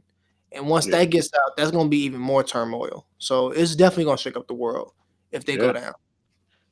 And then you think about the people of Whole Cake, like them niggas wasn't really prisoners. Like they wanted to live there. Like they felt like it was okay for them to live under this Yonko because they had that protection from you know what I'm saying? Like from the rest of the fucking world. They accepted what it was to live there as like shit. If that's all I gotta do, then I'll be great. It's better than, you know what I'm saying, trying to try my luck with the rest of these niggas who ain't, you know what I'm saying, offering me shit but death. Right. I'm here in this state. I'm protected by Yonko and I'm on the home island. Like I ain't got shit to worry about, bro. It's good living. Yeah. So definitely finna shake the shit up. I'd also be interested to see once the Yonko go down, because I'm not 100% sold on like CP9 and CP0 being 100% in line with the Marines and the world government. I think if the opportunity arises, I think they splinter. And that's just because CP0 seems to be pretty well. I'm mainly saying this for how Lucci acted in Reverie, how he was talking about old buddy who was trying to kidnap Shirahoshi, that Luffy completely fucked up. Personally, I have to say, if anything, I think it might be interesting if Big Mom actually makes it out of this alive. And does what? I think that it'd be kind of cool because I think we're coming back to Fishman Island, right? Why? Remember, that prophecy of Luffy destroying Fishman Island is still out there. He finna bring that bitch to the surface. So that's what I'm saying. Like it's that thing, and since that's kind of what started the issue with Big Mom. I just think it'd be kind of cool to have that be the end, like where it ends. Like that's where Luffy takes down Big Mom. I feel like if Big Mom got to go down anyway, I got to be at. Got to be at Wano. No, not well. Yeah, there, but if she does, assuming she doesn't go down at Wano, her story started at Elbaf. So yeah. I would need her story to end at Elbaf. But that shit, we finna start the Usopp take out Big Mom initiative, G. Exactly. G. Let's get it. Usopp, crazy, bro, David and Goliath. Usopp take out literally with the slingshot, G. With the slingshot. With the slingshot, G. David and Goliath. Tabasco special sauce right in the mouth. Exactly. She loves and hate at the same time. Big Mom story could. Well, I definitely would like to see that actually. Her story conclude in Elbaf too, because of all the wrong she did to the Giants. Exactly. And we already met. They name slipping me, but the Giants had fucking I know what you're talking about. At Little Garden, I know what you're talking about. Little Garden. Little Garden. And then they back with the shits. Like it'd be nice to see all that connect. So I would, but that's why. So that's what I'm saying. Like with Big Mom, it's some interesting points that leads off to. Like, you know, it could be some really good shit in the future to where even if something happens back in Fishman Island, because like even with Insama, he had that knife on Shirahoshi's face. He had the knife in Luffy's face, but he had Shirahoshi's picture cut. So he kind of wants her gone. And we know that she's one of the major ancient weapons. So it's like it's so much stuff that's still connected to Fishman Island. It just feels like something else is going to happen that's connected with that. That man and that's also kind of where some of the reveals from the Reverie came. Or at least that's where the conversation kind of started. When you went back with Garp and King Neptune. I think that was I forgot, I'm short for the word, but I think he purposely diverted, like he's diverting our attention to that, but it should be on Alabasta. Alabasta is what I said. Yeah, I think that's where the majority of the problems are gonna stem from. I'm not saying that Fishman Island doesn't play a role. I just think that it was classic Oda for him to have us go to a place and, you know what I'm saying, talk with these people that we know are important, but forget about these other people that we know are important. Because we still haven't seen the outcome of Vivi. We still don't know what the fuck happened to King Nefertiti or whatever the fuck his name is. What was Eagle? I just call nigga King Cobra. Yeah, Cobra. Eagle face, buddy. Yeah, his you pale. Yeah. You just want that nigga to die. I've got something for you. Yeah, bro. That's above your head. That was before your time. Okay. That was just a little bit, but you got me on that one. But yeah, so I'm gonna hit y'all with Eagle Man Insurance. Was that stork? That wasn't that stork, wasn't it? That was that Eagle to land. He'd be like, "I've got something for you," and then he lay an egg on your head. He'd be like, "Look at those low rates." And he lay an egg on your head on the top of the whip. Yeah, I know what you're talking. Yeah, I seen that. Yeah, fuck y'all niggas. I ain't good shit. Nah, good shit, G. Don't worry, bro. I got your cane for you. Yeah, man, it's very interesting. I'm interested to see how this shit goes. I definitely think shit, you know what I'm saying, this Wano shit gonna shake the room. For sure. Yeah, so most definitely is that. And then after Wano ends, like I'd say like right after, it'd be pretty cool to get that explosion of information. Cause like that's the cool thing about Wano. Like the crew has no idea what's going on. Like Luffy doesn't know some shit happened to Sabo. They don't know that the 7 warlord system is gone. So that's gonna connect to some interest with Zoro and Mihawk. It's like so many things are set up for after Wano is done. That's just leading us to just be like, God damn, what's next? But yeah, man, like it's so much shit to happen, and I think that's a good point to wrap it up with just Black Side of Wano, where we talked about all this hype shit that's going on, this amazingness, this greatness that makes Oda the GOAT, Goda. Thanks. I want to thank GB And I want to thank Sensei for coming up on this shit because, like, I really enjoy y'all podcast. So I mean, I was like, hey, if it's a One Piece topic, I need the big hitters for this shit. Yeah, bro. We appreciate you, bro. I appreciate y'all coming through. Yeah, Hella bro. enjoyed this conversation. Definitely a bunch of fun, bro. Yeah, and y'all be sure to check out the Worstgen Podcast. Be sure to check out Sensei the Glove with his YouTube channel and his shit with the gloves off and the One Piece reviews. That shit's hilarious and that shit is fun. So plug. Add all that shit in. Buy my merch, little bitch. Buy my merch, little bitch. Check out Get Panda the Ox and check out Tatted Poodle on Twitch too. Make sure you do all that shit. If not, you a fuck boy. And just want to say thanks one more time, and I will catch y'all later. We out. This shit is too easy. Tell them I have no rivals. When I walk up in the spot, they know they nothing to me, and they got a bag for their survival.